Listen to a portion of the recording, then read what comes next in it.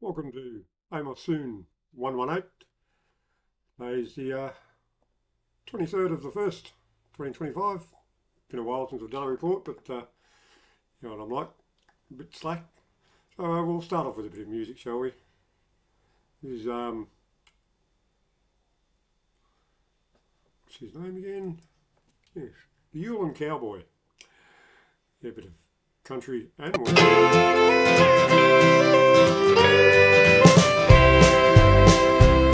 She had matching bra and panties, I had matching socks and jocks.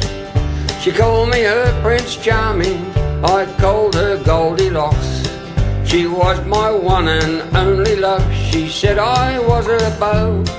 But my dream was interrupted by that damn Pinocchio. He wooed her with a host of lies, and with it his nose grew. But all the time that thing below, well, it was growing too. My Goldie was distracted, she said that he looked good. I said, darling, you'll get splinters, 'cause that damn thing is wood.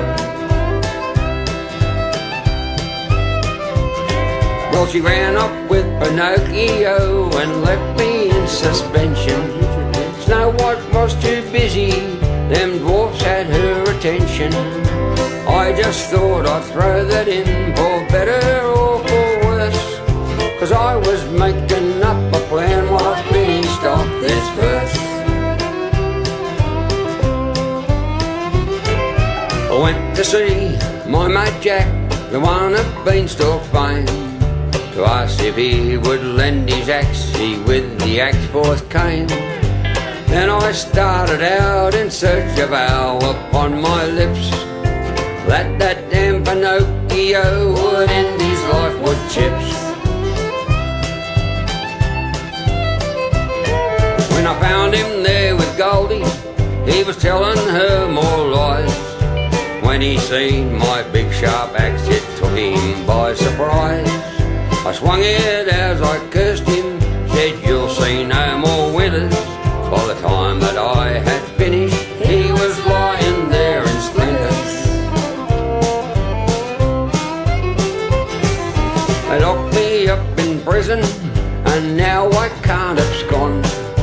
Jack as an accessory got off with a bond. Now my Goldie hates me, she cursed me to damnation. At Pinocchio's cheap funeral, he fueled his own cremation. At Pinocchio's cheap funeral, he fueled his own cremation.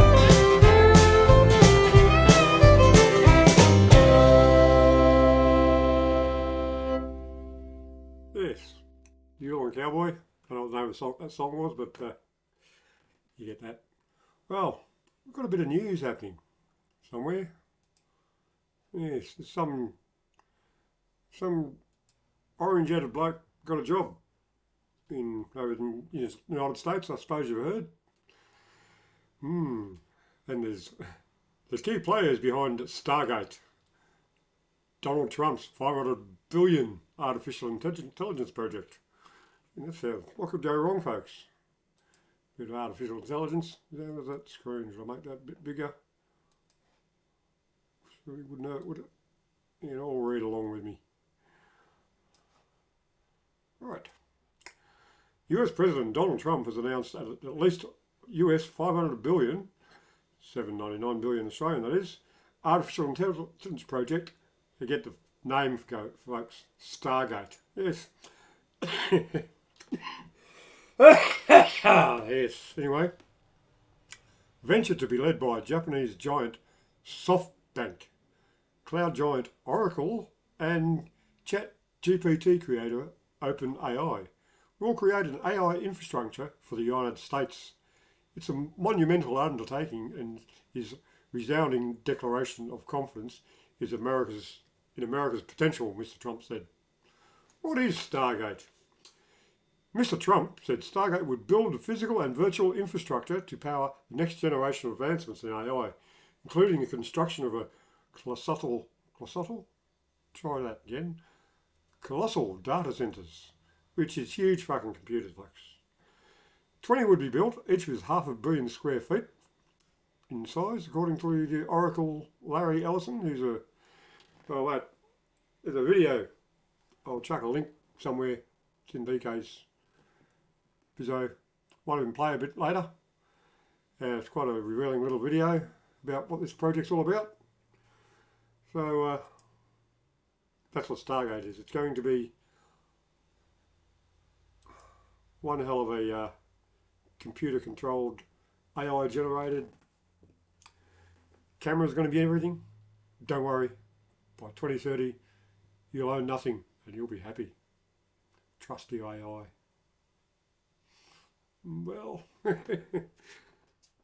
maybe not. And more news. Live, Israel raiders rendered Jenin nearly uninhabitable. Aid flows into Gaza. Yeah, that's nice, isn't it? The United Nations is warning that Israel ongoing attacks on the occupied West Banks have left Jenin refugee camp nearly uninhabitable, with at least 10 killed and water and electricity cut off. 10 killed, eh? From the main hospital there. Oh, there's still a hospital left, is there? Orca, HCHA, UN's humanitarian agency, says 808 aid trucks entered the Gaza Strip on Wednesday and they got the shit bombed out. No, they didn't. I just made that up myself. As refugee groups warned of the looming Israeli ban on the UN Agency of Palestinian Refugees. Recovery efforts. What do you reckon the chance of those 808 people getting through, eh? Yeah. Let's have a look at this. These are the final moments 10-year-old Amos Sewn filmed of his father before he was shot and killed by Israeli forces. The child says he was terrified. My father said from where we were there was nothing happening. Then Israeli soldiers started shooting. The bullets entered his body. He said, "Oh God." Then the car went so fast off the sidewalk and then into a post in the road. I jumped from the window. As Israel's military assault continues on the Jenin refugee camp in the occupied West Bank, Israeli forces say they want to crack down on armed Palestinian fighters, something the military says it hopes to accomplish in large-scale raids like this one. But the collective punishment of this raid isn't limited to Jenin. Israeli forces have set up additional checkpoints throughout the occupied West Bank as part of their ongoing operation. In Hebron, relatives of Iman Jardat say she died in an ambulance, waiting to be taken to a hospital. The Israeli army obstructed the ambulance from crossing a checkpoint. The doctor said in the report that if she had arrived early at the hospital, she would still be alive. But elsewhere in the Palestinian territory, violent Israeli settlers continue to attack Palestinian towns and villages under the protection of the army. Attacks like these have only increased since the start of Israel's war on Gaza, with little to no consequence. Israel says it's expanding its military operations in the occupied West Bank and will use any means necessary to do so. But Palestinians say this is just another reality of life under Israeli occupation. Hamda Salhout, Al Jazeera, Amman. Well, what do you reckon, folks? Everyone was distracted with what was happening there. They're having a ceasefire over in Gaza, apparently. And settlers are moving into the West Bank. It's not the IDF, folks, but the IDF are protecting them. And they're just blowing the shit out of the place, displacing people. Oh, look, Santa. Not happy, Jan. Anyway, find a bit of other news, shall we? Let's get away from Palestine, but nearby. You know, find the right button. That's the one, no, that one. Right. This is Press TV, which is a Iranian mob, Iranian news source. So let's have a look at that. Yemen releases crew of UK-owned ship after Gaza ceasefire. Death machinery UN warns UN warns Israel genocide could spread to the West Bank. Oh no, what that story? I don't care about the next headline. Highly professional as usual, folks. Things are going slower than normal. What's the go? I reckon there's a lot of internet traffic happening at the moment. So that page is not working. What about this one? Okay. Pentagon deploys more troops along the border with Mexico. So that works.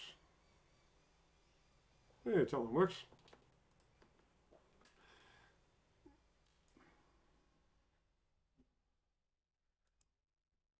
Pentagon deploys more troops along the border with Mexico.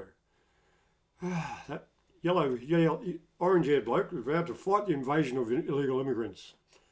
The Pentagon is deploying more soldiers on the border in Mexico to help the CBP agents tackle the surge of illegal crossings.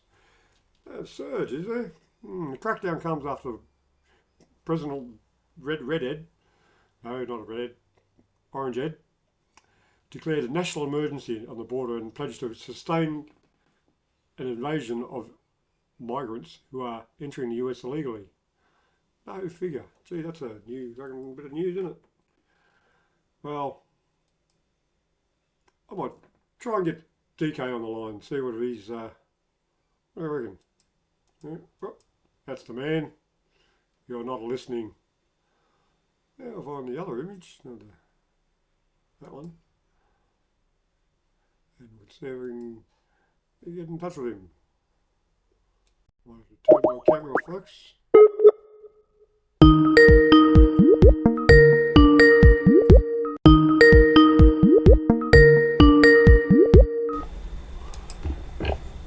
Hello, DK. Hey, man. Why is it still ringing? It's double ringing. Ringing on another device, eh?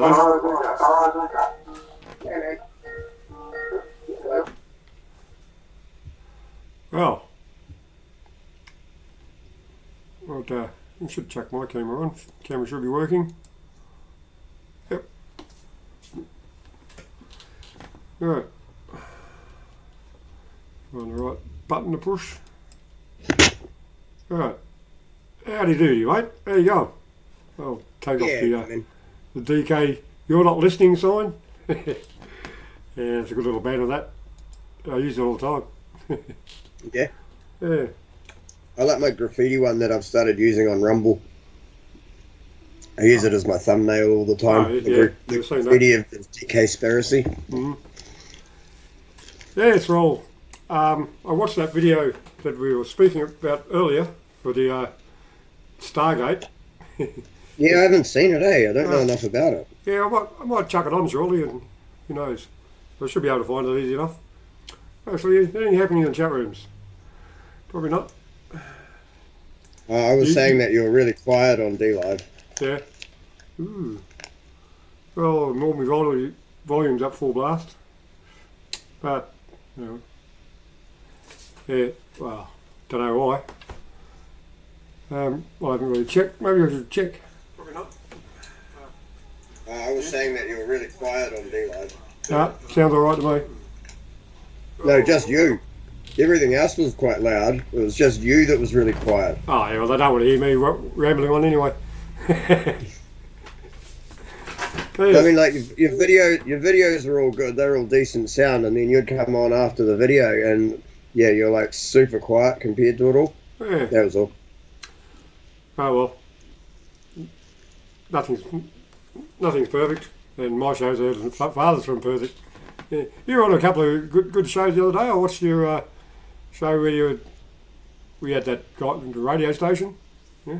Yeah. Yeah, that was quite interesting. Who was that? What was his name? JP from Ground Zero Radio. All right. Yeah. That was Some you were talking about. That was the one. That was like That was me guesting on his show.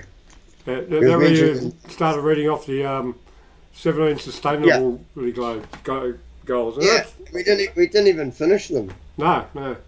Well, actually, it's probably worthwhile looking into the archives because I've got that saved somewhere myself, and replay it someday because that was a good little one-man standing show, shall we say? And you read it all out quite well. Yeah, he was talking and asking questions and stuff. That was a good show. It went really well. I was quite happy with that one. Yeah. Probably my best show, And it was on his channel instead of mine. Yeah. I bet you recorded it and replayed it. It was on my D Live, but yeah. Well, my bag's just about packed. Nice. Yeah, so I'm getting everything. The house is just about clean. I just need to. My house isn't even close to clean. I've got today and tomorrow to do it. I still need to fix my fucking car. Fucking hell.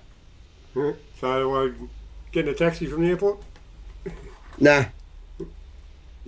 I'll just be risking fucking getting a no warrant ticket. That's all. Oh, so the car's still workable? Yeah. We haven't pulled shit out yet because I'm still trying to find the one bit that I need. Yeah. Like the dolly thing that fits the bearing. Yeah, well, that's good that it. Bushes. Well, not good. The bushes. Yeah. I might be able to help you. I'm pretty mechanically fucking handy. Yeah, so is my flatmate. He's the one who said he'd do it for free if he can use the shop press that I bought. Yeah, that's pretty cool. Yeah. Well, that'll get a lot of use. Hopefully. He goes and does backyard jobs for people. Mm. And he said he'd do it for free as long as he can use it. I'm like, fuck yeah. Yeah. Because him doing it for free, even if he uses the tool and shit, him doing it for free still saved me like fucking $800 or some shit. Yeah, that's right. And well, if you ever need to use it to yourself again, I suppose it. You never know. And after doing both these, it's like I should know what I'm doing. Yeah. Because it's both the real ones that need done. Yeah. You could probably use it over my place, but it's it's a bit hard to carry. Yeah, break it down and chuck it in your carry-on. The longest bits are about 1.5 meters. Yeah, as long as it's no more than 30 kilo. That's all, including all my gear, apparently 30 kilos is my max. But I'm pretty sure it's over that. Yeah. It's heavy as fuck. Yeah. big solid lag. Now, I think I might give that a miss. Fine. Yeah. Thing. Sure someone, I had a couple of bushes in the bus that need fixing basically, but that'd be... But, this would do it. It's a 12-ton one. It would actually do it. Yeah. Maybe you could even see if you can order one here and get it sent over to you. Because it was only like 200. It was 278 or some shit. I think. Yeah. No, I don't really. I haven't got anywhere to put anything like that. And I would so rarely use it. I more often just use it. Yeah, I'm a hammer and chisel man. To be honest, it's still. Yeah, but it's still cheaper than fucking someone else doing it. Yeah. Well, I can't remember last time I paid a mechanic. Yeah. Well, except for the engineer that rebuilt my motor. Yeah. But that was what it was. Yeah. So, what do you think of that Stargate idea? I actually don't know enough about it. Yeah, right. Yeah. Well, maybe I should find that video and put it on for a bit. Should be easy enough to find. It's in my YouTube. What do you call it? Bloody. It's still on my chat. Yeah. Yeah. It's still the link's still on my chat as well. Yeah. From Gigi. Actually, where's right to the other side? Here we are. Alright, folks. Just watched later. Watched it earlier. Here. This should be it. So we have to. Right. Okay. The OBS thing. Let's see if that's brave. Yep. Move you around a bit, make you a bit smaller so people can see it. There we go. Yeah, we'll just let that go for a while. It goes for 53 minutes. But Talk about Project Stargate. Okay. I am not on board with this. This is a $500 billion AI quote-unquote infrastructure project where they want to expand these data centers across Can the you hear that country okay? and throw all of this money into AI. And you've got Right, people like Ashley? Sam Altman from I have to- OpenAI, I have to who mute here his and sister turn has up- made allegations Right. about him. Turn up Look, I DLive don't know for a if minute. those are true or not, but it is very disturbing, okay? They have a whistleblower, Sushir Balaji, who passed away under highly suspicious circumstances. I should have a video about that I coming need to soon. watch the video. And Larry It's just Ellison, a one CIA frontman. I mean, it's just ridiculous. So let's listen to this announcement. It's my honor to welcome three of the world's leading technology CEOs. And in the case of Larry Ellison, it's well beyond technology, is sort of CEO of everything. He's a CIA frontman, sir, and I don't know if he is aware of this or not. I know he's supposedly friends with Larry, which is not good. That's very bad, and you'll see why as we go through the video. I'm going to let you listen to things Larry has said, and I think you'll find them very concerning. He's an amazing man, an amazing business person. Well, he made his billions literally creating a CIA software, so... But to announce the largest AI infrastructure project by far in history, and it's all taking place right here in America. As you know, there's great competition for AI and other things, and they're coming in at the highest level. We're joined by... Okay, so I think he's talking about China. I think this was sold to him. He's got all of these tech guys, these Silicon Valley guys, telling him, hyping up AI and saying, we've got to beat China. China's our competitor on this. And I think he just probably isn't that informed on this. Because I can't imagine him really supporting what this actually is. Oracle Executive Chairman Larry Ellison, SoftBank CEO, my friend Masa Yoshi-san, and CEO of OpenAI, and I would say by far the leading expert based on everything I read. He's not, though. Sam is not, he's not terribly smart. He's just being paraded around as the front man for this. Sam Altman, so that's great that you're coming in together. That's a massive group of talent and money. Together, these world-leading technology giants are announcing the formation of Stargate. So put that name down in your books. That actually comes from a CIA project, so I find that kind of funny that they're not even really hiding it. Because I think you're going to hear a lot about it in the future. A new American company that will invest $500 billion at least in AI infrastructure in the United States, and very, very quickly moving, very rapidly. just a couple of doors. We have crumbling infrastructure in the United States. We have bridges that are falling apart. Our actual infrastructure needs investment. We should be investing in that, not in something that's going to put people out of work. Creating over 100,000 American jobs almost immediately. So this has been sold to him as, it's going to create these jobs. This is how they always try to sell AI. That is not true. It's going to eliminate a lot of jobs. They know this, and that's why these businessmen want it. They want to be able to fire more people. All of these tech companies, by the way, have laid off thousands of Americans. This monumental undertaking is a resounding declaration of confidence in America's potential under a new president. Let me be a new president. I didn't say it, they did. So I appreciate that, fellas. But yes, they've been flattering a lot. I know that. It'll ensure the future of technology. What we want to do is we want to keep it in this country. China is a competitor and others are competitors. We want it to be in this country, and we're making it available. It's my So that's how it's always sold, is that, China is the competitor. We've got to beat China. Eric Schmidt said, in order to beat communist China, we basically have to become communist China. And it's absolutely ridiculous. At the same time he was saying that, by the way, he's investing in those Chinese AI companies. And of course, his family just announced 22 more AI investments just yesterday. Eric Schmidt's Family Foundation. Of course, Eric Schmidt was the CEO of Google, Alphabet.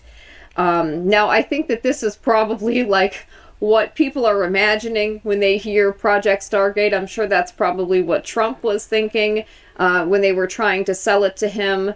But that's certainly not what this is going to be. This is going to be a dystopian surveillance system. All of our cancers.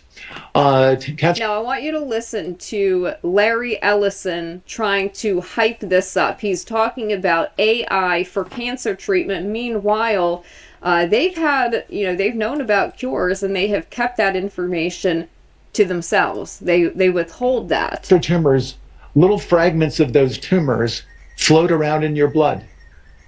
So you can do early cancer detection. If you can do it using AI, you can do early cancer detection with a blood test. And using AI. Does anybody remember the Theranos scam?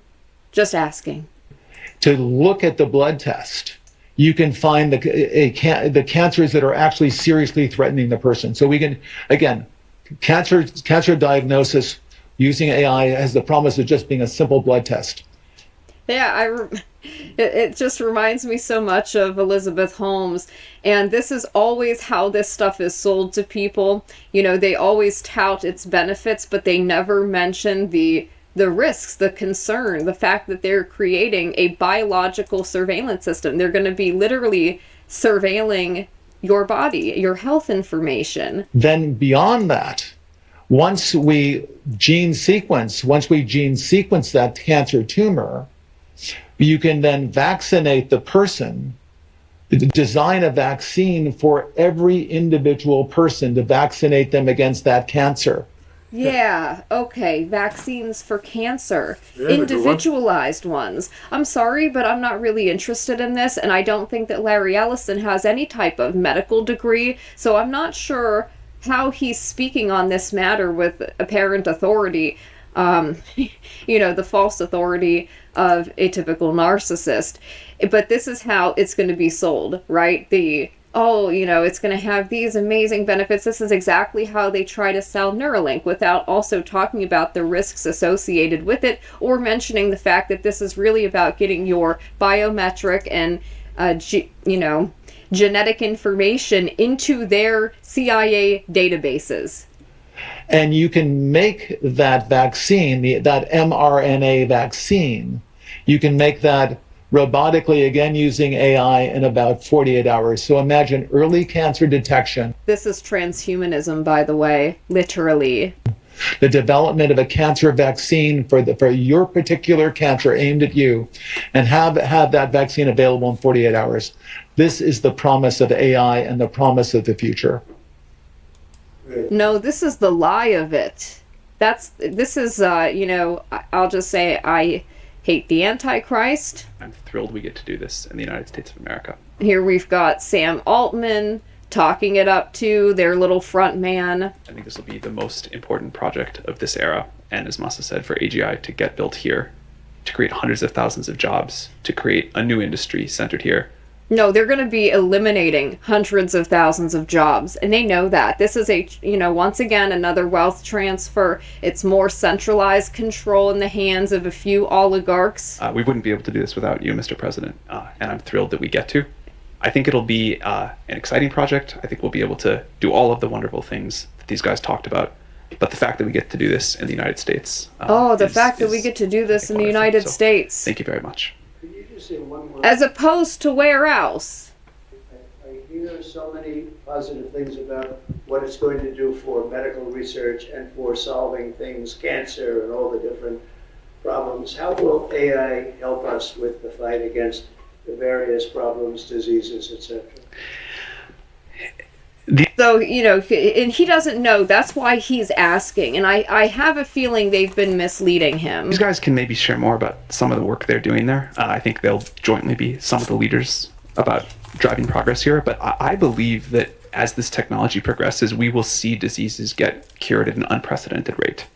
This is the lie. This is how they sell it to people. Oh, it's going to cure all of these diseases. It's going to benefit all of these people. No, it's not. It's going to be creating a technocratic elite. We will be amazed at how quickly we're curing this cancer and that one and heart disease. I'm old enough to remember when we were racing for the cure, and where did that ever go? Nowhere. Where did all that money go? Why didn't anything come from that? We already have cures, by the way, for a lot of this stuff, but you can't make tons of money off of it, so they ignore it. Securing schools, we think we can... Now, this is Larry Ellison talking about basically creating this dystopian 24/7 constant panopticon surveillance grid. Absolutely lock down schools? Yeah, we're going to lock down schools. So it's basically send your children to an indoctrination prison. So that dramatically reduce the case of anyone being on campus that doesn't belong on campus. And immediately alert, the second someone pulls out a gun, immediately alert, use AI cameras to immediately recognize that. But we keep everyone off campus that doesn't belong on campus. The police, another thing. I'm sorry. This is, again, the selling of a dystopian surveillance nightmare using children and trying to emotionally appeal to people. Oh, this is how we can stop this. Appealing to security. They want you to trade your freedom, your privacy, for a false sense of security. Body cameras. We've completely redesigned body cameras. Our body cameras cost $70. Normal body camera costs, I don't know, $7,000. So they're redesigning body cams for police that they want integrated with a real-time AI, so that if an officer is wearing a body cam and you're walking past that officer, it's going to pick you up and it's going to identify you in the... Oh, that... Oh, that... Your show title on D-Live still says Immortal Owl Restream. Again, yeah. Oh, I might be able to change that while we're running. System in real time, and he will say these body cams are designed to be always on, always recording. They don't turn them off. Our body cameras are simply lenses, two lenses attached to your vest, attached to the smartphone that you're wearing. And we actually take the video that the police officer is, by the way, and the camera's always on. You don't turn it on and off. You don't turn it on and off. The camera is always on, he says. Do you really want to live in a suspect society like this, where all of your rights are violated? By the way, the way you turn it on, there's no due process in that world. You can't turn it on. I'm going to the bathroom. Oracle, I need 2 minutes to take a bathroom break. And the only bonus with that is that it keeps an eye on we the just cops trust that. well. We just say, Oracle, I need to use the restroom. Could you please turn off my surveillance device? Imagine being the officer, too, who has to wear this thing. You can't turn it off even when you're joking with your friends. No, this is inappropriate and disturbing. Nobody wants this. The truth is, we don't really turn it off. What we do is we record it so no one can see it, but no one can get into that recording. Oh yeah, we're just going to trust him. By the way, all of these tech companies have suffered data breaches. This is a lie. He's lying when he says it. So you get the privacy you requested. No, you don't. You get no privacy. Not even when using the restroom. But a court order, if you get a court order, we will, judge, can order, I want to look at that, this so-called bathroom break. If there's something comes up, and plus, I'm going to lunch with my friends. Oracle, I need an hour for privacy with lunch with my friends. God bless. We won't listen in. That's a lie. He's lying when he says this. He's outright lying. They will listen in. You won't have privacy. You are going to be recorded having your lunch, talking to your friends, and they will be recorded too. Unless there's without their consent. It is interesting. But we transmit the video. And he keeps saying, without a court order, without a court Makes order. it hard to what comment about 'cause I know data there's a breaches, delay sir? from where Back you're at, to Ellen. headquarters. Yeah. So headquarters and AI is Where constantly I'm at, they monitoring the just did video. the lunch break Remember thing. this terrible case in Memphis where the 5 police officers basically beat to death another citizen in Memphis. Changing the fucking... So this is how it's sold.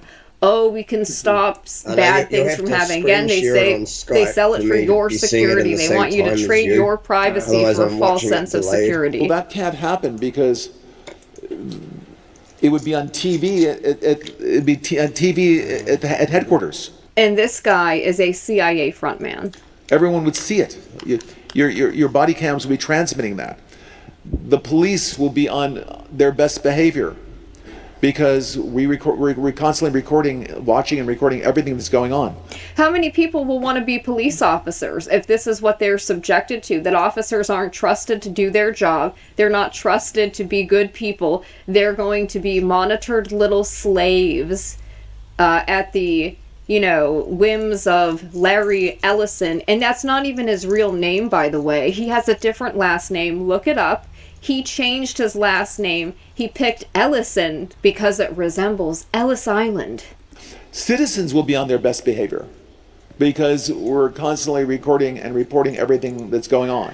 Wow, citizens will be on their best behavior because we're constantly recording and reporting on everything that they're doing. He's literally talking about a dystopian 24/7 real-time surveillance system, a panopticon prison system, essentially. This is incompatible with America and our founding principles. Yeah, he's on about drones and everything as well. And it's unimpeachable. The cars have cameras on them. I think we have a squad car here someplace. But those kind of applications. So everything's going to have cameras now. Inanimate objects are going to have cameras that are going to be recording people. You don't know now if you're walking past a car, if that car is recording you. And we learned with the Cybertrucks that, in fact, it is. Using AI, if we can use AI, and we're using AI to monitor the video. So if that altercation that occurred in Memphis. The push for AI is a push for censorship and surveillance. That's what it is really about. Just to make that totally clear if it wasn't already. The chief of police would be immediately notified. It's not people that are looking at those cameras. It's AI that's looking at the camera. No. You can't do this. It would be like a shooting. That's going to be an event that's immediately, an alarm is going to go off. It's going to be, and we're going to have supervision. In other words, every police officer is going to be supervised. This is a lie too. They want everybody supervised, everybody under control, everybody in their surveillance system, everybody tracked all the time, every conversation, every time they use the restroom, everything they do. No, we're not willing to trade our privacy for this false security so that you can have all of this data about us and our families and our children. No. At all times. That screen shared on Skype. And the supervision will, and if there's a problem, AI will report the problem and report it to the appropriate person. Technocracy. AI is going to be reporting on law enforcement to the proper authorities if they think that you've done something untoward. Whether it's the sheriff or the chief or whomever we need to. So they want AI to be making these decisions for us. AI is going to be in control of society. All right, that's roughly where I'm take control of the situation. We have to take control of the situation. That's what they want. They want to be in control of everything.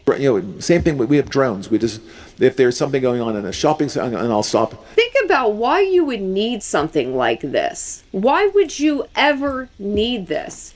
You need to have everybody under 24/7 real-time surveillance with AI tracking, with facial recognition, with biometric, with cameras in cars, cameras everywhere, drones flying overhead recording also. Really? Who wants to live in Skynet? A drone goes out there, get there way faster than a police car. There's no reason for, by the way, high-speed chases. You shouldn't have high-speed chases between cars. You just have a drone follow the car. I mean, it's very, very simple. And the new generation of autonomous drones. This is already happening, by the way. These drone companies are already selling these drones to law enforcement, and they're using this exact rhetoric in order to sell it. Oh, it's going to be safer for officers. They don't have to get and safer for the public, so they don't have to get involved in law enforcement chases. And they're using this exact. Send a drone in your place. So we're going to have drone policing now. Spotting forest fires. In the Skynet surveillance system. And then you talk about this spotting forest fires, setting up the need for this. Well, what just happened in California? Could that not be used to push for more of this panopticon? I think it is and will. A heat drone spots the forest fire, and the drone then drops down and looks around to see if there's a human being near that heat bloom, and someone else either had an unattended campfire that caught fire, or it's arson. We can detect all of that. That's all done autonomously. Or you're not doing the proper controlled burns of this stuff like they do out in Western Australia. They never have these forest fires to the degree they have in California because they don't do the basic things that they could do to prevent it from happening. Oh, but Larry Ellison's going to tell you need to have a Skynet drone AI surveillance system, panopticon dystopia, in order to prevent fires. With AI. All of these are AI applications.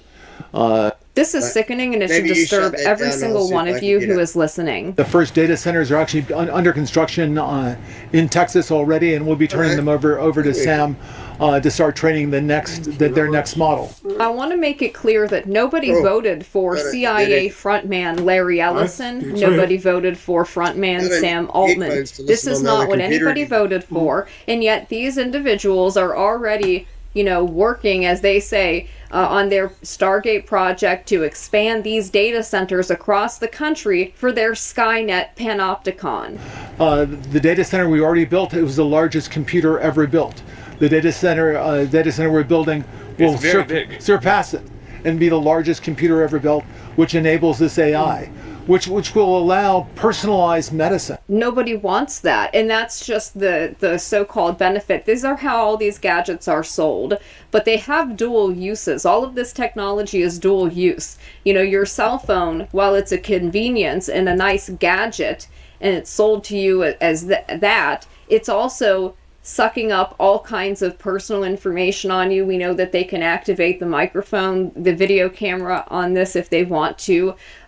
So it has dual uses, which is that you are being tracked and controlled and monitored and in real time and personalized data harvesting, so they can build psychological profiles on you. Yeah, they have thousands of unique data points that they know about you. They track every single thing you do when you're online buying books. When you're purchasing books on Amazon, they're tracking what books you're reading. They're tracking your purchasing habits, how much money you spend. Sometimes they even change the pricing in real.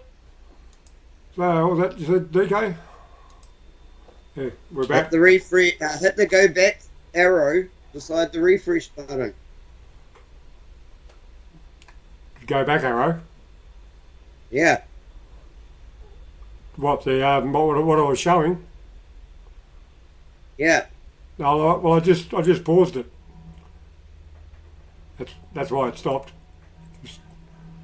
I just thought I'd stop it for a second and see if you wanted to have anything to say.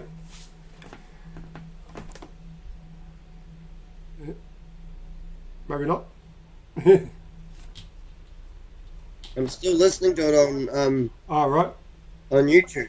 Oh, cool. Yeah, well. Why? Well, because I've got it paused over here. You're probably listening to up until it starts off again. So tell me when it stops. Yeah, good. No, it was me trying to find it. It started playing on YouTube when I went looking for it, because I was going to see if I could screen share it to Skype for you. Did you say it was on YouTube? What's that? Did you say it was on YouTube? Oh no, I went and found. I went and found the stupid thing on YouTube. Not your channel. Right. Yeah, cool. Gotcha. Yeah. Yeah, no worries. Yep. Yeah, well, what do you reckon of the the content there? The what's going to happen to all the surveillance type things, and it's been marketed as medical. Yeah, they'll be able to vaccinate you against cancer. We can all trust the vaccine, can't we? This is what I've been talking about. I mean, this is what I've been talking about for years. Yeah. And over the last few weeks, I've actually been able to start saying it better and more succinctly. Yeah. I mean, the show I did on New Zealand Freedom Hub on New Zealand Freedom Hub Radio on Sunday, that one was titled Surveillance State. And that was before I'd seen this video. Yeah. So I'd actually already done a show about that. Then I saw like a version of this somewhere. Mm. Like, I've definitely seen that guy talking. I don't think I've seen this full thing before, though. Like, this full version. Mm-hmm. With, like, Radix giving her, like, opinion as it goes. Oh, yeah. So I think I've just seen the original version of it, where it's just that dickhead talking. Yeah, right. Yeah. But, and then I've done that show that I did on Ground Zero Radio. And that whole thing was about, like, the Sustainable Development Goals and Agenda 2030. So this is all I've been talking about lately, hey? Hmm. Yeah, well, sorry to bore you. Do you think it's important, though? Well, it's not boring me, that's the thing. Yeah. It's like, they just keep bringing up more and more crap to make it more and more obvious. It's like, I already thought it was obvious enough. Now you're, like, telling everyone you're going to do it? For fuck's sake. Well, they have to do that, don't they? Like, can you actually be any, like, you know, fucking hell? Yep. Oh, look, there's a picture of the flat earth. In the back here. Yeah, I like to have my pictures going. Yeah. Well, want to get back to that, Bizzo? Yeah, man. Yeah. If you can get that screen share going, yeah, so it's like, yeah, current for me as well. Yeah. Well, I'll give that. Then I can actually comment on it and shit too. Yeah. Rather than like 15 seconds after everyone else sees it. Yeah. Okay, well, I'll give that a go. We'll see how that happens. I'll press play. Real time. So personalized pricing. Insurance companies do this as well. Insurance companies also have a social credit system. This is also going to be used for that. Personalized medicine. How about personalized social credit score? This is going to touch all of us. Yes, it takes a... I don't want it to touch all of us, sir. We don't want it. And unfortunately, it seems like there's no way to opt out of this. Huge investment, but the result of the investment will be vaccines that prevent cancers, personalized medicine where... False utopian nonsense.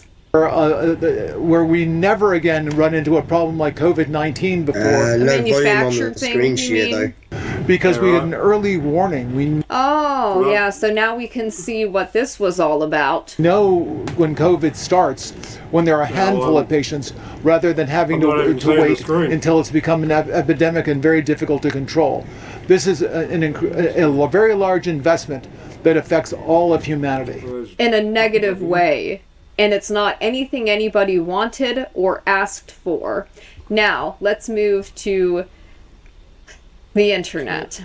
A reminder again of Larry Ellison. Reminder, multi-billionaire Oracle founder Larry Ellison, again, not his real name, has triumphantly declared that drones using AI will finally be able to completely control the, quote, unruly population and guarantee, quote, the best behavior of citizens. You watch the clip, that's what that's referencing.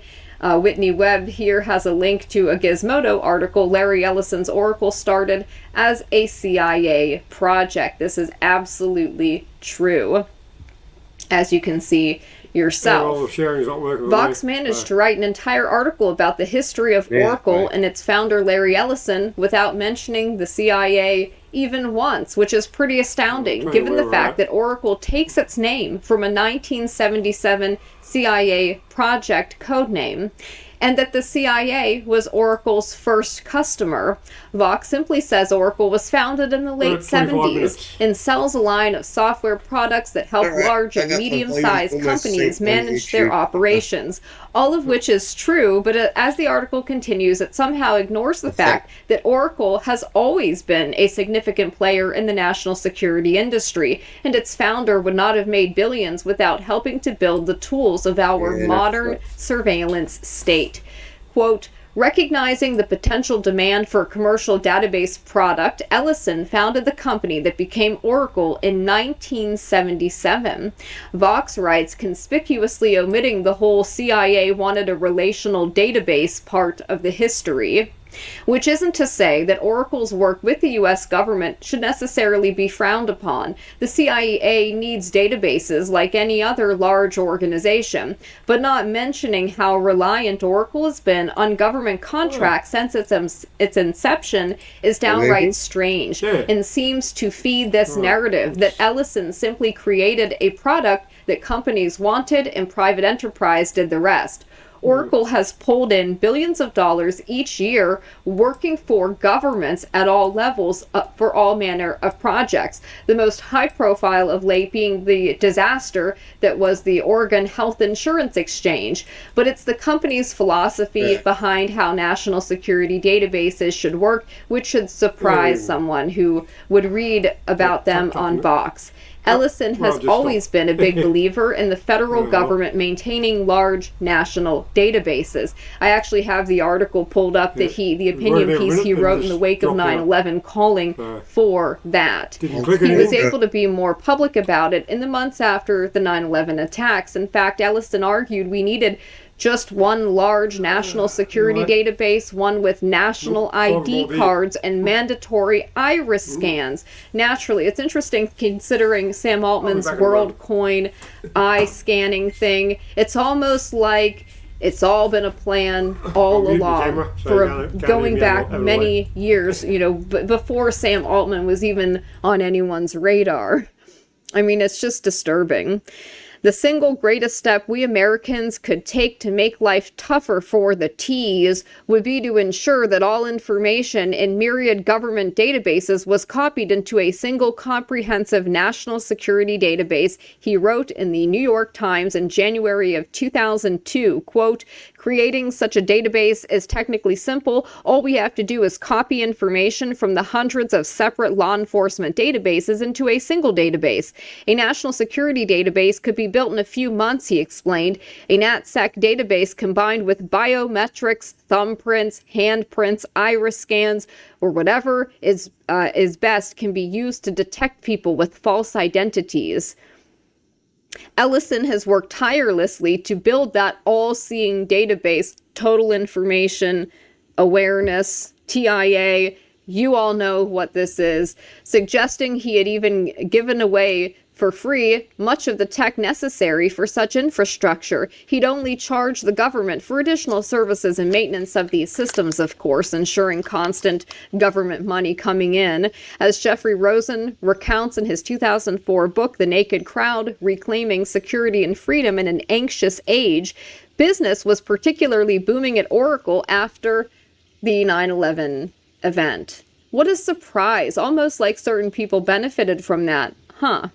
Rosen explains the federal government accounted for a whopping 23% of Oracle's licensing revenue in 2003, roughly $2.5 billion.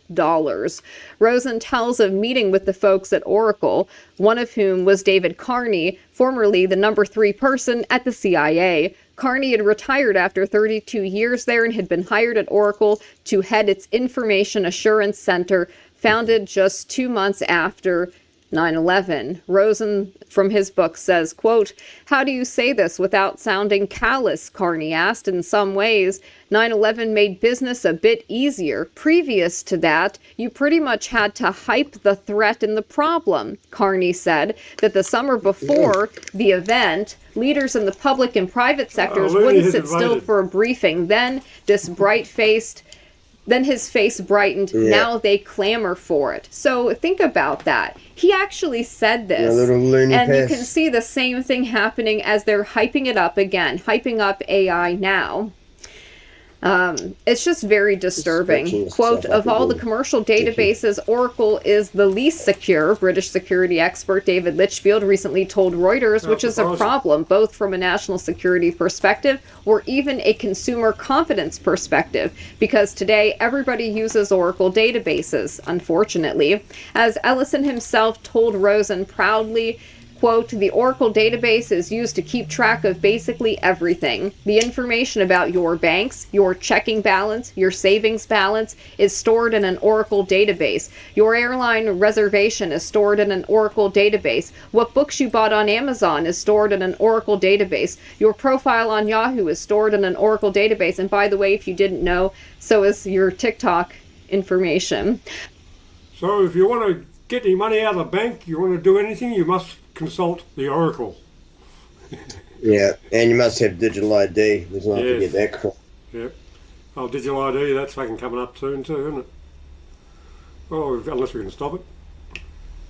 Anyway, back to the show. I guess I shouldn't be surprised that Vox coming didn't up in highlight Australia Oracle's CIA eventually. origins or its never-ending relationship with got government knocked at back, all but they'll levels. they'll But re-enter writing an it explainer another about day. Oracle without mentioning the CIA or Ellison's post-9/11 that? goals or national security infrastructure strikes me as simply bizarre. Yeah, it's more than just bizarre. I think late last year they entered the legislation into federal parliament to introduce the digital ID, Yeah. and it was knocked back. So they're going. I'd heard it was going to get put through in January, but the latest I've heard is it's definitely happening in 2025. This is the banning of the under-16s. Yep. And when they ban the under-16s, you need digital ID to prove you're over 16. Mm-hmm. Otherwise, you cannot access social media sites. Yeah, well. So it's not banning the whole internet, but you can't go to social media sites. Unless you got a digital So, ID. so this is what they're debating, is which sites they consider social media sites now. Because they don't consider Pornhub a social media site. So anybody can watch that. Yeah, here's a link to Pornhub. Well, they're like, oh no, it's already got its own restrictions. It's already R18. But you don't need a digital ID to go to Pornhub. But you'll need a digital ID to go on YouTube or TikTok or Facebook or, probably Discord and Telegram and Gab. And just think of all the actual social media ones where people actually chat to each other. Those are the ones that you're going to need ID for. Yeah. Because they're trying to stop anyone under the age of 16 being able to talk online. Yeah. But people don't realise it's basically like you've got to prove now that you're not under 16. Yeah. So the only way to prove it is digital ID. Digital ID. Yeah. That's exactly what I'm saying. So basically it's made every adult in Australia who wants to go on social media now actually needs to get a fucking digital ID. Well, I guess I'm going off Facebook. Won't be the only one, unfortunately. Yeah, well. It's the worst part. I don't know what ones are going to designate as being social media. Yeah, well. It's like shitloads of stuff. YouTube? See, I'm not sure. Yeah, because it's a video sharing program. It's not a... It's video sharing. It's not really like social media. Like, people can't talk to each other as much, except for comments. Maybe they just won't be allowed to comment. I don't know. Yeah. Well, it's allowed to watch stuff, but not comment. Yes, you can. You cannot comment on your own channel unless you prove ID. That's the way it's going to go. Well, how long's this got to go? We're 20 odd minutes. We'll keep it playing. What do you reckon? Yeah, why not? Nothing better to do. Bags are packed and we're going to, well, just about. Obviously, they haven't packed up the So computers yet. moving on. That's This, okay, as it's I shit to do, mentioned, fuck you. Boltzmann Booty says U.S. You just had to TikTok pack a data is bag. stored in the U.S. on clean up my Oracle house. servers. Yes. They don't have to, right? Oracle began as a CIA project, and the CIA yeah, was really their do. first client. It was Yeah. founded by Ellison, who also attempted to build a massive biometric database to surveil And have to move Americans shit to get you a after bid. September 11. And Larry Ellison also helped Elon Musk It's currently acquire leaning Twitter, against the giving wall him at least behind $1 a billion couch in the to $2 lounge. billion sure.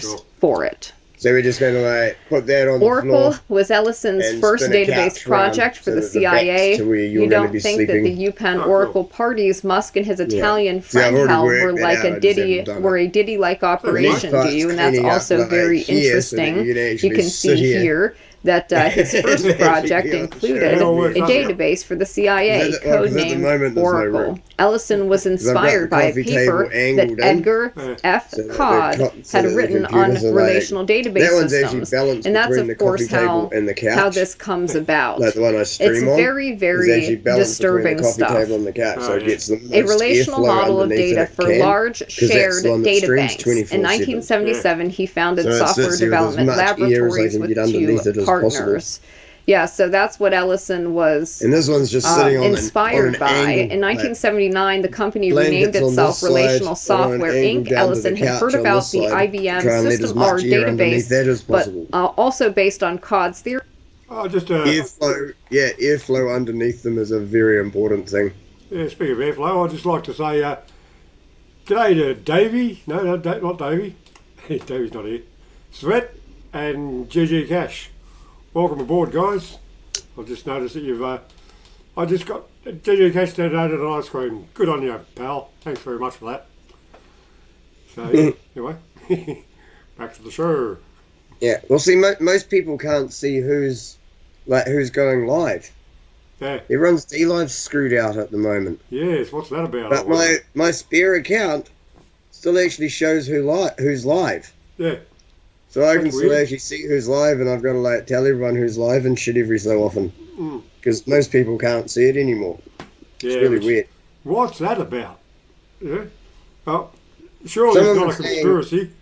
No, someone was saying it happened like a year ago. It's just some update thing they did, and it was a bug that happened like a year ago, and they'll fix it. Yeah, So, very nice. yeah. It'll probably last like a week or some shit while they get it sorted.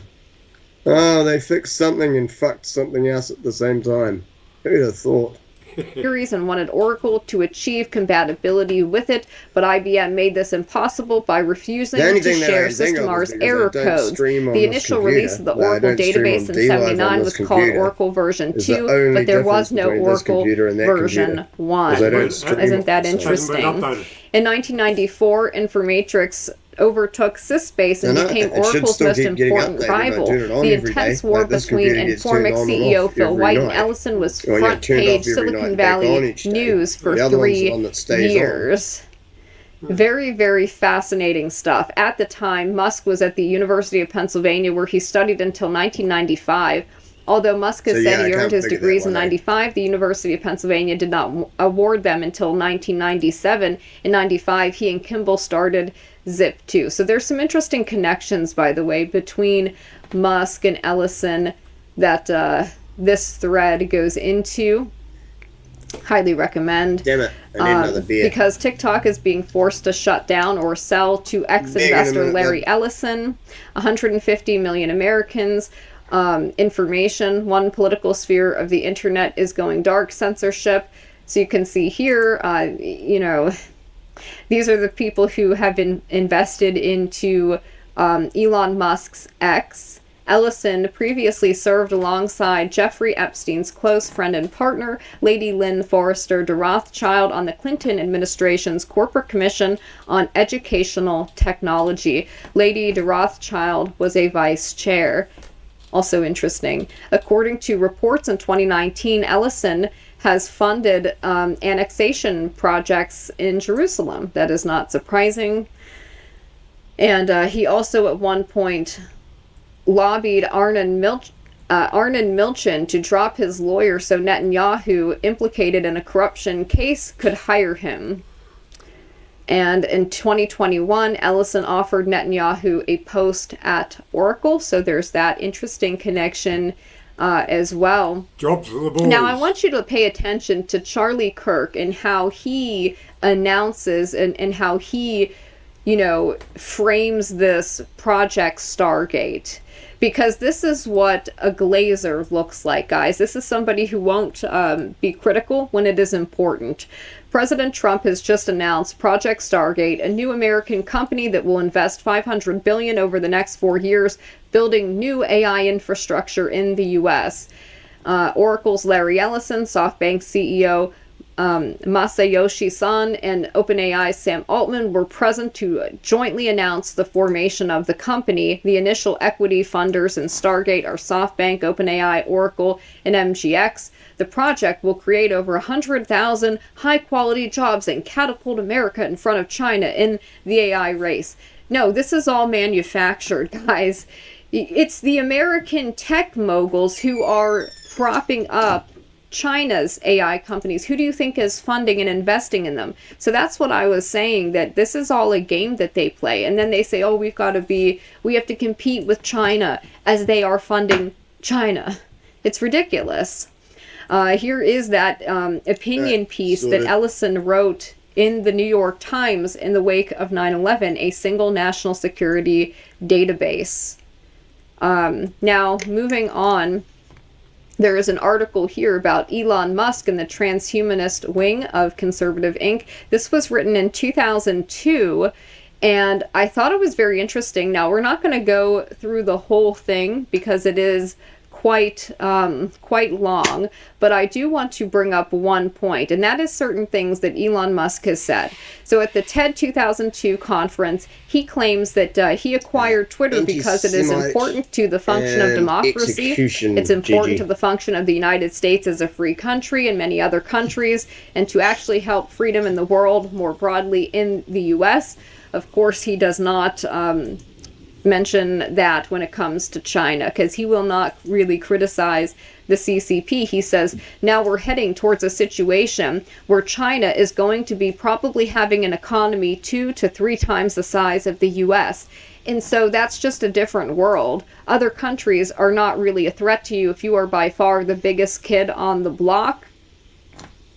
Aside from a quick disclaimer that he doesn't endorse everything China does, or equivocally everything the U.S. does, Musk has less to say about China's totalitarian lockdowns and re-education camps than an NBA star and a fresh pair of Nikes. Yes, indeed. At a TED conference, he also talked about that it would be inevitable, probably, that his Optimus robots will be used for inappropriate things. And when confronted with the possibility that they will rapidly replace human labor, he reassured, I wouldn't worry about the sort of putting people out of a job thing. This really will be a world of abundance. Again, the techno-utopian dream or lie. Any goods and services will be available to anyone who wants them. So it'll be so cheap to have goods and services, it'll be ridiculous, because that's what matters the most, apparently, is goods and services. Indeed, nothing could be more ridiculous. Back in August of 2019, Musk warned at the World AI Conference in Shanghai, automation would wipe human labor out of existence. Quote, AI will make jobs kind of pointless. Probably the last jobs that will remain will be writing AI software. Then eventually the AI will just write its own software. Does this sound like something that is a good thing? Last summer at Tesla's AI Day in Texas, where the Optimus design was first unveiled, Musk proposed a socialist solution to his cheering employees. He says, essentially, in the future, physical work will be a choice. This, I think, will be quite profound, because if you say, what is the economy? It is at the foundation, it's labor. So what happens when there is no shortage of labor? That's why I think long-term, there will need to be UBI. And of course, that will be for all of us plebs, but not for him and his oligarch friends. Yesterday, when the TED interviewer asked Musk if he really believes in his heart of hearts he's creating an exciting future for children, he switched from robot mode to earnest humanoid mode. He says, quote, I try my hardest to do so. That's the UBI, I love as we humanity, were and up I to. think I'm we not should sure if fight you're at for the a same good future place. for humanity, and I think we should be optimistic about the future and fight to make that optimistic future happen. He's literally just saying nothing. Nothing of substance was said. I find this concerning. 40 minutes and 3 seconds. We'll move on from this, though. I will include I don't know where the it is on the link screen. in the video description there, so you can read the rest of this for yourself, but it's certainly not anything good. This is also a sign of the times while we're talking about this disturbing dystopian future. Just wanted to include this. It's slightly off topic, but slightly not. We're now getting, since we did just talk about Elon, interesting. An anti-depression nose spray. That's what the FDA is doing. Really? They just are, I'm sure nothing bad will happen from this. I mean, Lord have mercy. And this was, of course, the Probably a few seconds behind you, but I got it pretty close. Yeah, an anti-depression nose spray or something. Yeah. That sounds a bit like... You remember that movie... J&J's ketamine, hey? Ketamine spray. Yeah. You remember that... fucking MDMA. That Mad Horse Max... tranquilizer type shit. That Mad Max movie, what was it? Whatever it was, with the bald-headed guys, they sprayed that chrome stuff down their throat and you got a hit. It reminded me a bit of that. Similar, but that would have been like liquid cocaine or liquid speed. No, not but ketamine. Ketamine's more like tripping out type shit. Oh yeah. Oh, yeah, like ecstasy type thing. Oh, you can get a nose spray for that now, eh? Well, that's what they're saying. Yeah. And for which illness? Depression. To be instantly yeah. A bit like Soma in that book, A Brave New World. Soma, that's a drug that they have in A Brave New World. Yeah. They've got all the bases covered. Yeah. Instant bliss. Yes. The tech guys, the Silicon Valley oligarchs, at the inaugural church service. You've got Zuck here, Tim Cook, Jeff Bezos, and there were others that were there as well. Toby Rogers says you get a blood test at your annual physical. The doctor says, quote, "We see evidence of cancer floating in your blood. You're ordered to get Ellison's patented AI gene therapy that cost $500,000 per dose. You get 4 treatments and the last one yeets you." The doctor shrugs and says, "Well, we did everything we could. All wealth is now drained from your family, and then you never had it in the first place, it turns out. Larry has liability protection. This is quite possibly the biggest grift in history." And I think that that is pretty accurate. Now, moving on. This is Justine Bateman. She says, "Mr. President, respectfully, generative AI is one of the worst ideas society has ever invented. It will hollow people out by taking their jobs, make them feel they can't do the simplest things for themselves. Let AI do it for you. Ingrained learned helplessness, etc., all to fill the pockets of these oligarchs. This will not make us better. It is a regurgitation of the past. It is not the future." And most of it is wholly based on stolen and frequently copyrighted work. That is true. That's what the AI whistleblower was alleging, the OpenAI whistleblower. "I hope you will put as much money and effort into human development. These are the efforts that will take us into the future. Things like art, literature, and education, where children will actually learn to do all of these things that the Silicon Valley oligarchs are asking them to capitulate. If this is not done, we will have the dumbest, loneliest, most anxious, depressed, unspiritual society there has ever been. Be a pro-human president." And that is in response to the announcement of Project Stargate. And I think many people share that sentiment. Corey Lynn says, "I honestly thought it would take longer than 24 hours to prove my point, but here it is. Trump announces Stargate AI infrastructure project with colossal data centers. The irony, calling the project Stargate the name of the former CIA remote viewing project. They are building massive AI data centers for full surveillance." What are you at now? What was that? 43 minutes, 20 seconds. You're at 43:20. Yeah, I have got ahead of you. Floors. All right. Okay. I'm at 43:30 now. Okay. It's got 10 more minutes to go. Digital control grid, partially under the guise of saving people from cancer. Not to say that they don't have intentions of creating such a, quote, medicine, but I believe this is the distraction so people don't focus on what these AI data centers are really about. How else can they justify building out a national surveillance control grid? And by surveillance, I mean everything within you and outside of you, from tracking your vitals to your whereabouts to everything you do, speak, and spend. They need cover story after cover story to pull all of this off. Don't comply, don't consent, opt out, and stay sharp. Unfortunately, you cannot really opt out of this.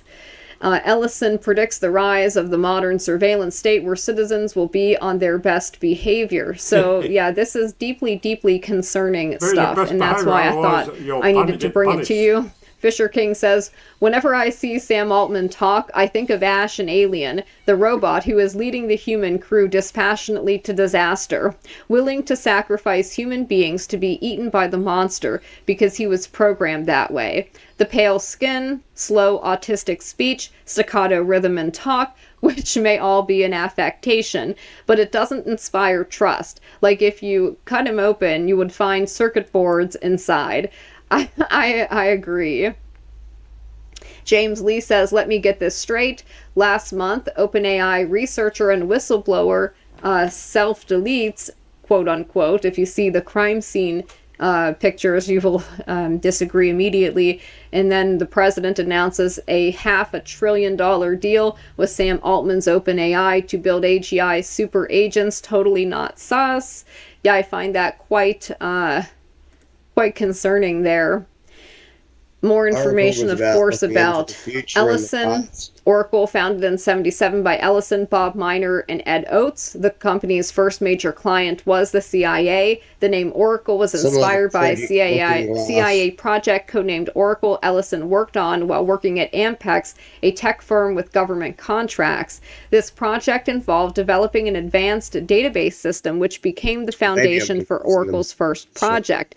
Interestingly, the Federal Reserve runs on Oracle. It is documented David Carney, a former senior CIA official, joined Oracle to head its Information Assurance Center post 9/11, indicating that at least one high-profile individual with CIA experience was working at Oracle. As of 2020, Oracle had contracts with all 5 branches of the military and recent or pending contracts with the CIA, as well as substantial relationships with local law enforcement across the country. So now the CIA, once again, will have ties to a company that will be able to modify certain things tailored to an individual or tailored to do things nobody asked it to do in the first place. Unless the clowns are completely cleaned out, this doesn't seem like it will end up in a positive light or benefiting people like they say, especially with their devious track record. Most companies you believe are just random companies are actually most likely tied into or working directly with the CIA and other intelligence agencies. This is absolutely true. Ellison, who just did the huge AI data center deal with Trump today, explains what he wants to use the data for. This is coming from Pauly. Listen, it sounds like they want to track people's biology from cradle to grave. With what? Doctors' reports? It sounds like it goes much deeper. So take a listen, guys. We've been building large data sets of one sort or another, but hooking them up around individual patient issues and understanding in more detail why this person got colorectal cancer and that person got prostate cancer and understanding the elements that have come together to do that. You'll only achieve that if you can get substantial data in the right databases, use AI. So they want to use, they want all of your health information to be put into these AI databases. To interrogate that. So I think... And how many hospitals or doctors' offices are asking their patients if they consent to participate in this? Newsflash, none of them. They just do it without your asking. It's interesting because the answers... And without your consent. ...may already be there We just haven't winkled them out. Well, I think the answers are there, especially now with the new gene sequencers. Yeah, exactly. Because we think we've been sequencing genomes for a long time, but what do we mean exactly by sequencing genomes? We mean getting that the base pair sequences. But there's a lot more in the genome than a bunch of base pairs in a row. The methylation of the DNA molecule has a lot of the control sequences. Listen to this. Listen to how excited he is talking about this potential for them to learn everything about your DNA and genetics. Of the DNA molecule and the epigenetic changes, the changes over a lifetime of that methylation, is really the story of our lives and how it changes. And we've really never measured that. We've never gathered that data. Yeah. And now we have the tools with... up until now, they've been unable to get literally inside your body and get all of this, very personal DNA and genetic information from you. And now they're going to be able to throw all of that into a database to suck up all of this information about you, to combine it with everything they already have from monitoring you outwardly. Now they're going to have all of this information coming from inside your body. The modern third generation gene sequencers, we can gather that data. We have the omics data is much more comprehensive. So we can gather the data, and then we have this incredible tool over here called AI, which looks for patterns and that's what it does. It looks for patterns in the data and anomalies in the data, and can help us interpret that story of life. No, that's how it's being sold. What else does it help them interpret about you? This is very concerning. Ellison, founder of Oracle, second richest... Sorry, what was that, DK? Said, I don't believe he's the second richest person in the world. Yeah, but he'd probably be up there. Yeah. I will be. Yeah, but... yeah, well, maybe she hasn't got all the facts straight. Funny about that, eh? Yeah. Yes. All right, person where are you in the starting world. at? He has 40, some 14. interesting things to say. 50-14. Tell us, what is your connection to Israel? Well, yeah, 50-21. 50-21. All right, you go. The renewal of the Jewish state is something that I think touches all of us. Really? He says, for 2,000 years we were stateless. Now we have our own country, defended by brave men and women of the IDF. We will do everything to support I'm playing it them. on YouTube so I can play the video where you're at. Oracle, of course, now has control over the UK's most sensitive national security data.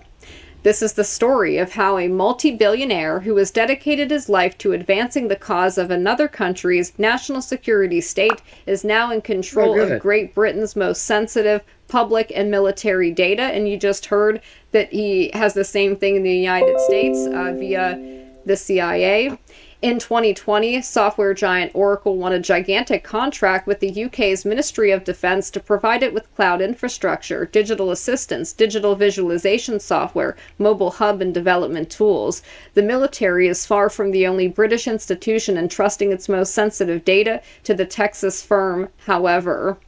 Yeah, this is concerning, guys. It's literally centralizing all of this control into the hands of a very small group of people who do not seem to have your best interests in mind. And of course, this happens today. Oracle stock jumped 9% thanks to Trump's Stargate project.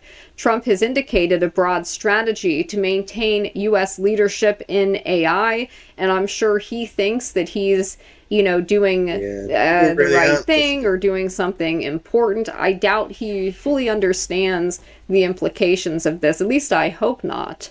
And then just a reminder of people, CIA's covert plan to deploy an army of super spies with psychic powers to uncover enemy secrets. That was the Project Stargate. Any weapon or intelligence tool developed under the Stargate program would be too valuable and too dangerous for public release. This is from Popular Mechanics there. Very, very concerning stuff here. So that's why I wanted to talk about this. I find it very concerning, and I wanted to sound the alarm for people that this is not a good thing. We have to keep our eyes on all of these people, and I do not want to live in that kind of future Skynet totalitarian panopticon, and I don't want my children to grow up in a world like that. I don't think you guys do either. But that's it for now. I'm interested to know, though, what do you guys think of this? What do you make of this being announced on, I guess, the second full day? What are your thoughts? And I hope you guys have a good day. Whee! Finished. Just typing something.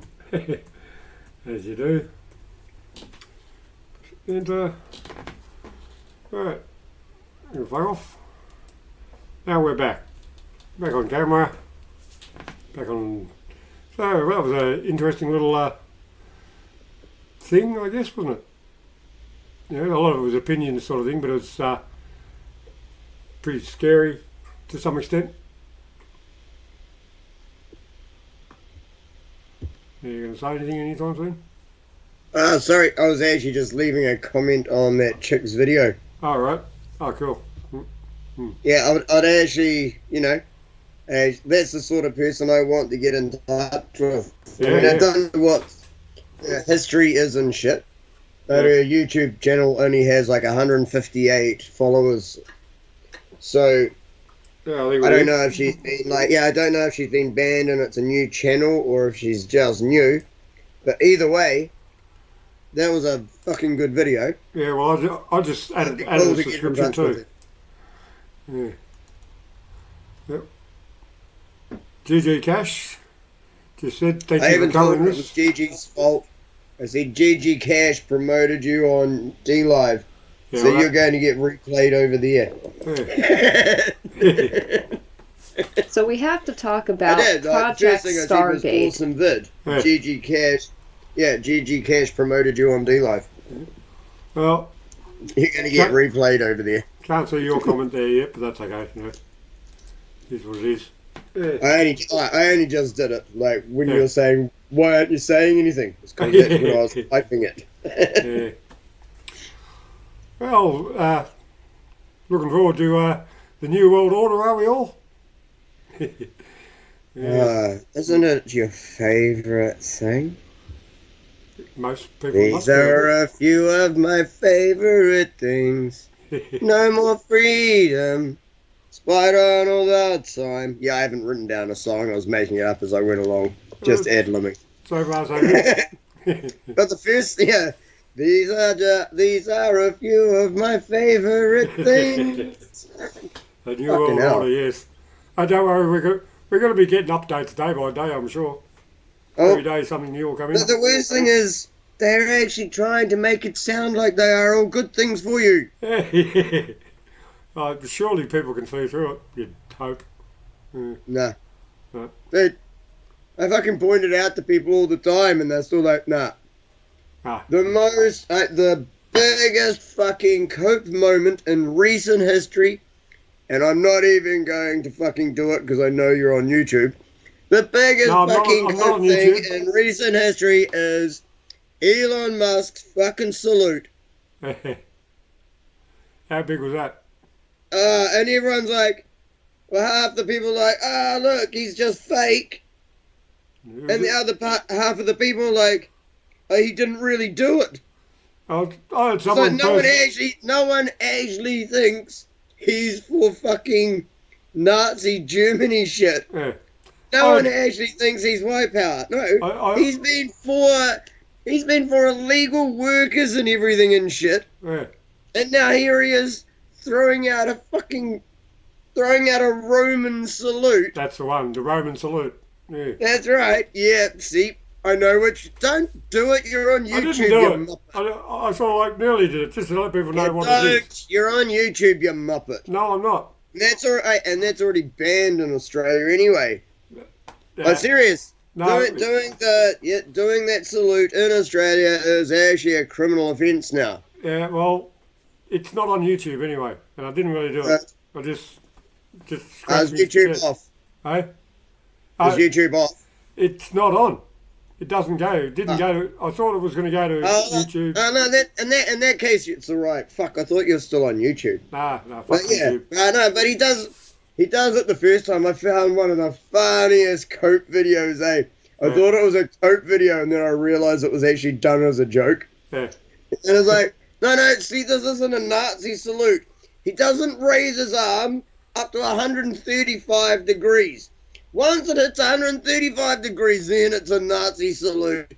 It's like, see, like this lounge chair, like this sun chair and shit like that. See, this is obvious Nazi propaganda.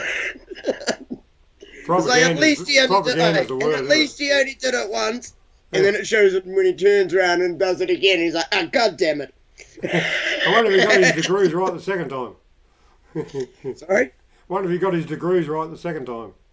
No, it was obviously just done as a joke, but he was trying to make it funny as fuck. It was so good, eh? Yeah. It was like, because it was, he said he was a Tesla engineer. It's like, see, he didn't actually do it. See, he didn't hit 135 degrees. He didn't have the right look on his mouth, so it's definitely not that. And it's like, oh, for fuck's sake. Yeah, it's quite obvious, isn't it? You know? Then I had people in real life yesterday. In real life, the people in my freedom group and shit that I met up with, more than half the people that I met up with were telling me it wasn't one. Right. They're like, no, it's not. No, it's not. He was just giving love. He was just giving love. So I posted the longer video, which fully shows everything and that he's doing it. And then I posted the funny video as well. Yeah. I haven't gone back and checked that channel yet to see how they replied. Yeah. I'll have to look at that. Yeah, I want to go. Yeah, I posted it on our communal Telegram channel. Oh, yeah. So I want to go see if people actually watched that and still want to say, "Oh no, you didn't." Yeah. Fuck. But yeah, more than half. I think there was about 7 or 8 of us there, and almost 4 or 5 of them were saying, "No, it's not. It's not a Nazi salute. It's not. It's not." It's like, it isn't anything else. Yeah. He's giving love. He's sharing love. As you said, a Roman salute or whatever, but it's what's the difference? Now, see, I was calling it a Roman salute, but yeah, it's obviously it's obviously a Nazi salute, and that's after him getting called a racist for wanting to just hire fucking cheap-ass Indians. Well, yeah. So now he's trying to ingratiate himself with the white Americans, but the white Americans already know he's full of shit and he's a fucking scabby Jew cunt. Yep. And the Jews are still covering for him. Like, the ADL hasn't attacked him over it. No. They haven't gone, what the fuck are you doing a Hitler salute for? No one has attacked him over it. No one has attacked him over it, except complete morons who, over the saying, oh, look, now he's a Nazi. No one believes he's a Nazi. Mainstream media are trying to say is, no one thinks he's a Nazi. He is a fake piece of shit. He knows he fucked up. Vivek Ramaswamy just got fucking kicked out of, the Department of Government Efficiency for saying American workers are lazy compared to foreign workers. He's gone. So now Musk is fucking going fully double the other way. After him saying he wanted more foreign workers, now he's fucking throwing out a white power symbol. Yeah. No one believes this motherfucker. Except for absolute morons who want to take their next jab. Yeah. Well, what do you think? Have you heard about the latest attacks in Sydney? Some Jewish homes or something have been vandalised. No, I haven't. You haven't? Yeah, well, there was this... Did they do it themselves again? Oh. Well, let me tell you a little story. There's this ex-rabbi, or a rabbi, a guy who used to be a rabbi, or maybe still a rabbi.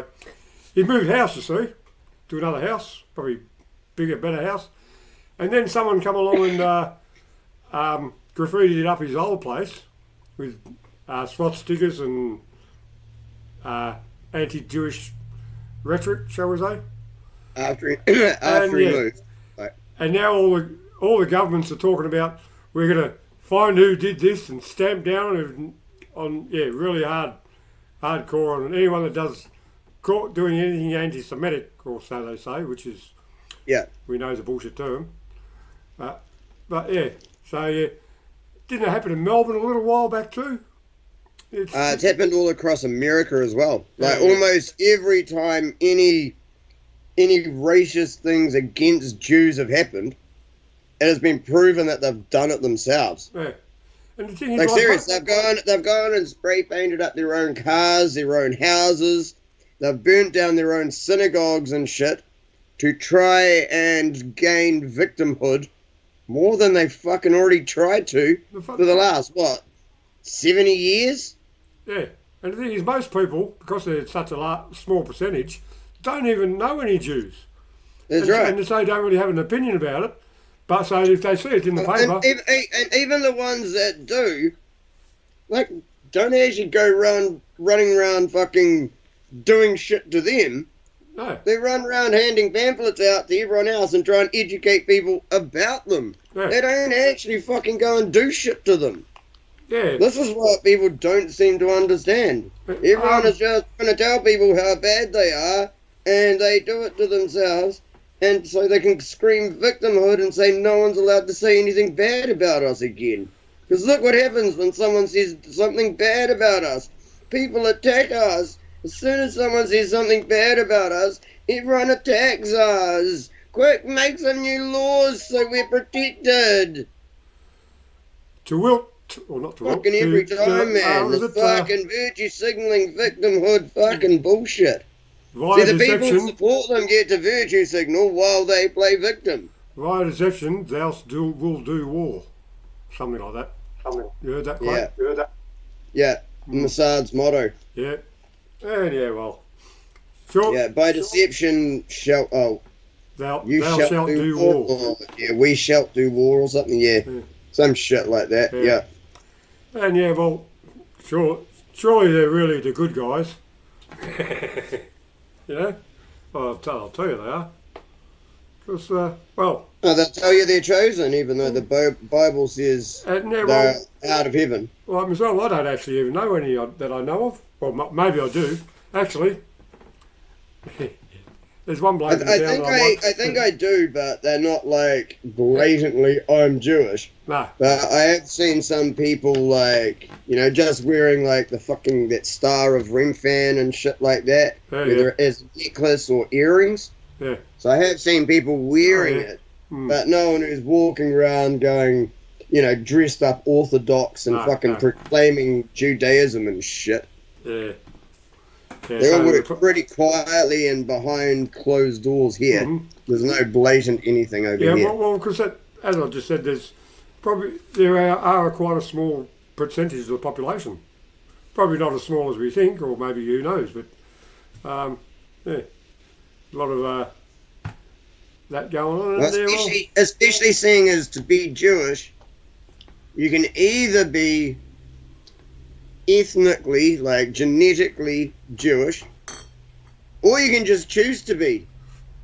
Yeah, do a couple of ceremonies, no doubt. Yeah. And now you're Jewish as well. Yeah. See, this is what's fucking unbelievable. Yeah. So that's why them saying there's only like that percentage. You're right, because we don't know how many there are. Because anyone can just suddenly say, "Oh, I'm Jewish now," and convert. Do their fucking whatever they need to do, read a book and answer a few questions, and probably give money to a synagogue. Yeah, that would no doubt be part of it. Yeah. They run on money. They always need more money because, all churches, God's bad with money. Hey. That's right. Yeah, richest organisations out there, aren't they? Pretty much. Like, look at Catholic Church, for example. They've got a couple of dollars, a couple of properties, a couple of businesses, a couple of countries. I think it's only the new religion of technocracy that's rivaling them for fucking funding. Yeah. Coming up real soon, folks. Well, mate, that's what I play. I've worked out what I want to play next now. Yeah, well, I'm going to flick off. I've got to go and do a couple of things. Then it'll be bolo time. I've had to do lots of things. I've been stuck here with you, for fuck's sake. Oh, well, okay. Should be cleaning shit. I haven't been on that long. Look, it's only been an hour and 39 minutes. Yeah, but I was out for like the fucking 4 hours before that. Yeah, well, you know, I got you just in time. That's what I mean. So that's like fucking 5.5, 6 hours fucking gone for today, right? Well, at least you went out and did something for constructive, didn't you? Yeah. Yeah, there you go. As long as you hit the sack at night knowing that you've done something. That's what I think is important, you know. Every day, make sure you do at least something. Don't just sit on the couch all day. See, folks, we might look like we sit on the couches all the time, but we don't spend all our day on the couch. Every once in a while, some of us actually go and do shit. Yeah. Yeah. You can tell because there's not many watching. Actually, who's watching? What's happening in chat rooms? Because no one can find it anymore. Yeah. Svetlana just donated an ice cream to you. Yeah. And me. Yeah, thank you, Svet. And to me. Thank you, Svetlana. Really appreciate it. Yeah, she always does the ice cream and lemon thing. Yeah. Plus all the name changes in crypto. What's GG Cash talking about? We've been looking at from top of the hill, for that was my last. Then Redix is the spouse of the Patriots soapbox guy. He goes by the pamphlet or Pam. Plus all the name changes and cryptos. Yeah, know what that's about. Yeah, okay. So they're actually well known. It is a new channel. See, that's what I was asking earlier about who Redux was. I was saying I don't know who they are. Yeah. So GG's answering to who they are. Mm-hmm. So if they're from Patriots Soapbox, they're already quite big in the freedom community and shit. Yeah. So I probably won't end up with a chance to talk to them. Oh, you never know. Well, mate, I might wrap the show up. I'm not going to worry about any more music or anything. I'm just going to go and piss off sort of thing. So say goodbye to the people on your and my channel, because there's more people watching on your channel than there's my channel, I think. No, I haven't counted on either channel, to be honest. Oh, yeah, I'll have a look.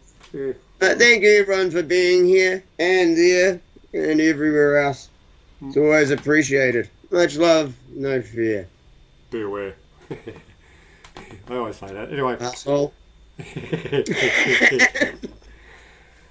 Thanks very much, folks, for watching. Most people will probably see this on BitChute probably when I upload it. And, well, I might upload it to YouTube. Who knows? See if I feel generous. You do Rumbel? Rumble's still not working for me. Yeah. Wait till I get over there. You do Rumbel? Hey? Rumbel? It's not happening. I need to go sort some shit out with it and haven't got round to it. No, have you got a Rumbel channel? Yes. Amos 7777. I upload it there because BitChute's starting to go to crap. Yeah, so right. I've been promoting Rumble a lot more lately. Okay. You remember how I used to always play shit off BitChute? But now it's just a pain in the ass. Things don't auto-play. Yeah. It's all a dick fucking shit-ass upgrade they did. Right. Rumble is now the place to go. So yeah, I advise uploading to Rumble and promoting the shit out of Rumble. Okay. We'll get everyone there. I'll get into that then. Yeah, man. Okay, pal. Hang on the line for a minute. I'll hang the show up and then we'll chat up for a few more minutes. Today, folks, this is my last show in Australia for a while. It's day after tomorrow. I'm going to fly somewhere else and sit on someone else's couch. Maybe fucking annoy me. Maybe just over there. Fucking hell. Just over the ditch. Yeah. Yeah. And I'll be doing a bit of travelling around, doing a couple of videos, going to bowling clubs, probably have a couple of beers, teach this bloke how to play bowls. That's going to be fun at least. Yeah, well, they sell beer. Oh no, it's like, no, I don't actually have a problem with going and playing lawn bowls. I played indoor bowls one time. Oh, so me and my brother and my cousin were like bored one night, late at night, Oh, and the stadium, like the massive stadium in Dunedin, wasn't far from like our grandma's house where we all went on Friday nights for dinner and shit. And so, like, yeah, the three of us just fucking went roaming around the neighborhood as we always did back then, because you were allowed to back then. yeah. And we end up at the stadium, which isn't very far, and there was a door open with a light on. We walk in, some older dude walks up to us and is like, "What are you up to?" It's like, "We're just bored. Saw a light on, wanted to see what was going on." It's like, there's indoor bowls. Do you want a game? We're like, sure, why not? Yeah. Like, they actually thought we were going to be like doing something dodgy, but no. There was a room full of people there. We weren't doing anything dodgy. Yeah, that's good. Yeah. How long ago was that? Shit, I would have been far out. Like 12, 13 sort of right, shit, yeah. 14 maybe? So it's yeah, been a while. Yeah, cool. Okay, folks. It's Okay, only, mate. yeah. But you get the weight and you worked out. It's like how hard to get it, so it rolls, curves, and stops roughly where you want. So so I don't have to teach you anything. The only thing I have to learn is how hard I have to roll it on like an actual lawn, on an actual lawn thing instead of like just the short bit of felt that was laid down indoors. Now, within bowls, mate, what you do, you just watch a couple of other people do it, and then you work it out. Yeah. Pretty easy. Yeah, well, that's what I mean. The only thing I'm going to have to work out is like how hard you roll it and the angle. And I guess that's what everyone else has to work out anyway. Yep, all the time. Yeah. Okay, folks, you should be good to each other. And I'll talk to you shortly from over the ditch. Cheerio, folks. In Lakesh.